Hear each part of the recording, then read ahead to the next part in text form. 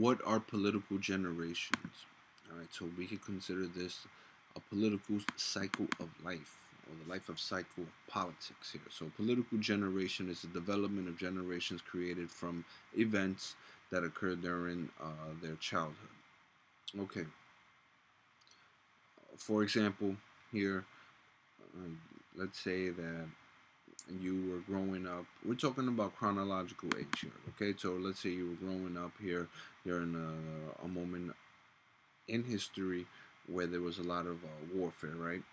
You know, you would not want to send your loved ones to warfare because you know firsthand what war is. You know, bloodshed, separation, loss of friends, loss of family, very expensive, land destruction. Okay, so all of these factors that go along with warfare, right? So the next generation, you're like, hey, look, listen, do not engage in warfare because this is what happened during my time. So you don't need to do that, you know. If there's a way that you can talk things out, talk it out, you know. So now we approach more of like a psychological communication, liberal approach to things, right? But like I said, it's a cycle of politics here, right? So now you have this younger generation taking office, right? And they're kind of like, you know, they're oblivious or they're naive to the the effects of warfare firsthand. You know, sometimes in order to learn, you need to, you know, you need to put them, you need to experience it yourself. You understand? Now these youth, right? They can learn from their ancestors and say, hey, look, listen, our ancestors always told us we could talk things out here, right? So let's attempt to talk it out, all right? And then you have the other youth that are like, you know what,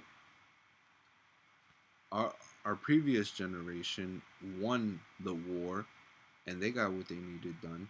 This we can do the same thing. So we can go both ways here, right? Political generations is the development of generations created from events that occurred during their youth. Another example here is um,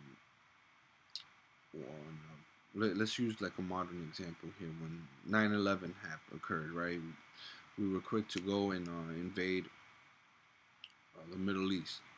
Okay, at that moment, the common enemy was kind of like the typical Middle Eastern. So, if you was a Middle Eastern individual who came from the areas or the territories of the Middle East, you were possibly seen as a terrorist here in homeland United States. All right, so that's political generation. All right, it's development of generations created from events that occurred during their youth. Uh, we all know that not everyone from the Middle East engage in terrorism. Okay, um, we also understand that you know it's just a certain few um, that kind of ruin it for the entire population.